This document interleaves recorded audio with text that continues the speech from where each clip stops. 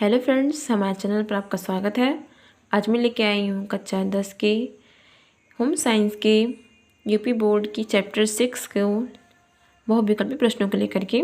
चलिए आइए देखते हैं। देखिए, हमारा फर्स्ट प्रश्न है कि शिशु लगभग किस आयु के दौरान किसी अनजान व्यक्ति को देखकर भयभीत होकर रोने लगता है। तो आपका ऑप्शन है 5 से 6 माह, दूसरा ऑप्शन है 7 से 6 माह, तीसरा ऑप्शन है 8 से 12 माह, चौथा ऑप्शन है 2 से 6 माह। तो आपका आंसर जो हो जाएगा 8 से 12 माह। चलिए आइए देखते हैं अगला प्रश्न देखते हैं हम।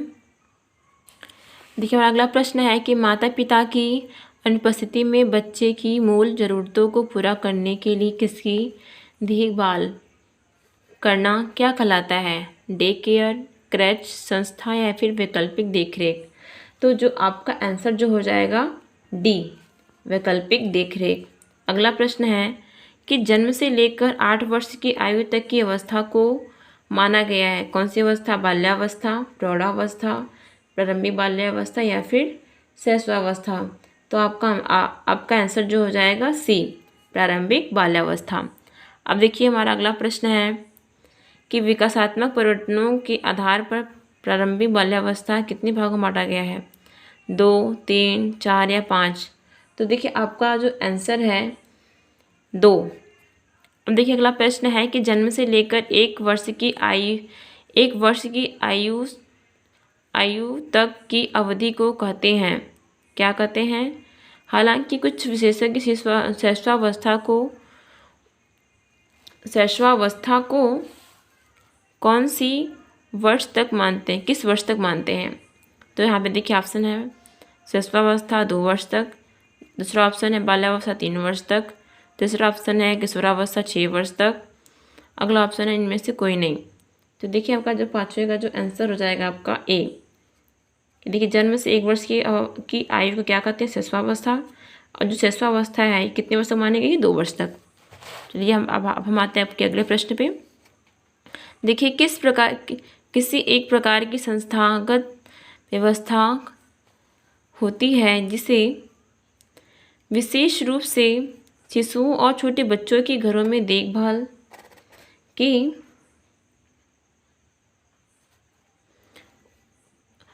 करने वालों की अनुपस्थितियों में वैकल्पिक देखरेख के लिए क्या बनाया गया है? स्कूल, शिशु केंद्र या फिर क्रैच या फिर डे केयर या फिर इनमें से कोई नहीं। तो देखिए, आपका आंसर जो हो जाएगा सी, शिशु केंद्र या फिर क्रैच। अगला प्रश्न है कि डे केयर सेंटर क्या है? ऑप्शन है कि बच्चे की घर में देखभाल करने वालों की अनुपस्थिति में वैकल्पिक देखभाल के लिए बनाया गया है। दूसरा ऑप्शन, यह एक प्रकार का पार्क है। ऑप्शन सी है ए और बी दोनों। ऑप्शन डी है इनमें दिन में देखभाल करने वाले केंद्र होते हैं जिनमें शिशुओं और विद्यालय पूर्वी बच्चों की घर में प्रमुख देखभाल कर्ता की अनुपस्थिति में विद्यालय पूर्व वर्षों में देखभाल की जाती है। तो देखिए, आपका जो आंसर है वो हो जाएगा डी। ठीक है। अब देखिए, अगला प्रश्न है कि 2 से 3 वर्ष के बच्चों को क्या कहते हैं? शिशु, टॉडलर या फिर बालक या फिर वयस्क। तो देखिए, आपका आंसर जो हो जाएगा आपका हो जाएगा बी, टॉडलर। अगला प्रश्न है कि कितने आयु के बच्चों को पूर्व स्कूलगामी बच्चा या फिर विद्यालय पूर्व बच्चा माना गया है? तो इसमें देखिए, ऑप्शन है आपका 1 से 6 वर्ष, 2 से 6 वर्ष, एक ए व बी दोनों, फिर इनमें से कोई नहीं। तो आपका जो आंसर जो हो जाएगा ए से 1 से 6 वर्ष। अगला प्रश्न है कि प्रारंभिक बाल्यावस्था देखभाल तथा शिक्षा कार्य क्षेत्र में उपलब्ध कुछ समान सेवाएं कौन सी हैं? पहला ऑप्शन है शिशु देखभाल केंद्र, डे केयर सेंटर। दूसरा है नर्सरी स्कूल, गैर सरकारी संस्था। अगला है समेकित बाल विकास सेवाएं। अगला और ऑप्शन डी, उपयुक्त सभी। तो आपका आंसर जो हो जाएगा उपयुक्त सभी। अगला प्रश्न है कि किसी वस्तु के अस्तित्व को न भूलने की क्षमता को क्या कहते हैं? अस्तित्वहीनता, स्थायित्व, अस्तित्व, वस्तु का स्थायित्व, उपयुक्त सभी। तो इसका आंसर जो हो जाएगा सी, वस्तु का स्थायित्व। अगला प्रश्न है कि सरकार द्वारा संचालित समेकित बाल विकास जिसे बोलते हैं ICDS योजना के अंतर्गत क्या आता है? बालवाड़ी कार्यकर्ता, आंगनवाड़ी कार्यकर्ता, शिशु केंद्र कार्यकर्ता या फिर उपयुक्त सभी। तो इसका जो आंसर होगा आपका हो जाएगा बी, आंगनवाड़ी कार्यरत हैं। ठीक है, अगला प्रश्न है कि वैकल्पिक देख रेख का क्या अर्थ होता है? माता पिता का विकल्प, माता पिता की अनुपस्थिति में बच्चों की देखभाल का विकल्प, अगला ऑप्शन है कि दादा दादी का विकल्प, अगला है उपयुक्त सभी। तो देखिए इसका जो आंसर हो जाएगा बी, माता पिता की अनुपस्थिति में बच्चों की देखभाल का विकल्प।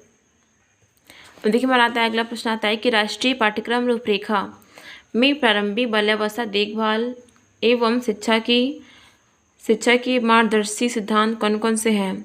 ऑप्शन है सीखने का आधार खेल हो, शिक्षा का आधार कला हो, बच्चों की विशिष्ट सोच विशेषताओं की मान्यता देना, उपयुक्त सभी। तो ये देखिए आपका आंसर जो हो जाएगा डी, उपयुक्त सभी। नेक्स्ट प्रश्न है कि NCF का फुल फॉर्म क्या होता है? National Kaif food, national central framework, अगला है नेशनल कुक फेडरेशन, अगला है नेशनल क्यूरिकुलम फ्रेमवर्क। तो देखिए इसका आंसर जो हो जाएगा डी, नेशनल करिकुलम फ्रेमवर्क। अगला प्रश्न है प्रारंभिक बाल्यावस्था देखभाल एवं शिक्षा के सिद्धांत हैं। पहला है ऑप्शन सीखने के आधार खेल हो, शिक्षा का आधार कला हो, विशेषताओं के बजाय अनुभव की प्रमुखता, उनमें से उपयुक्त सभी। तो आपका आंसर जो हो जाएगा उपयुक्त सभी।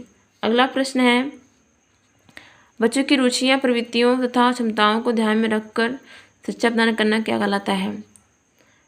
तो देखिए इसमें ऑप्शन दे रहा है कि वयस्क केंद्रित उपागम, बाल केंद्रित उपागम, शिशु केंद्रित उपागम, इनमें से कोई नहीं। तो इसका जो आंसर हो जाएगा बी, बाल केंद्रित उपागम। अगला प्रश्न है कि भारत सरकार ठीक इसके अंतर्गत छोटे बच्चों को विद्यालय पूर्व शिक्षा आंगनवाड़ी के द्वारा प्रदान की गई है? ICDS, ICRS, ICTS या फिर ICYS। तो इसका आंसर जो होगा आपका हो जाएगा ICDS। अगला प्रश्न है कि प्रारंभिक बाल्यावस्था एवं शिक्षा के मूल उद्देश्य हैं बच्चों का समग्र विकास, औपचारिक विद्यालयों की तैयारी। अगला ऑप्शन है कि महिलाओं एवं बच्चों के लिए सहायक सेवाएं प्रदान करना, उपयुक्त सभी।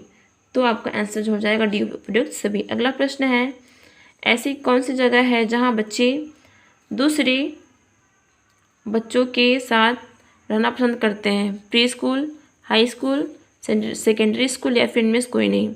तो ये आपका आंसर हो जाएगा ए, प्री स्कूल। अब आपका ये समाप्त होता है। अब हम आपसे मिलेंगे नेक्स्ट वीडियो में। Thank you.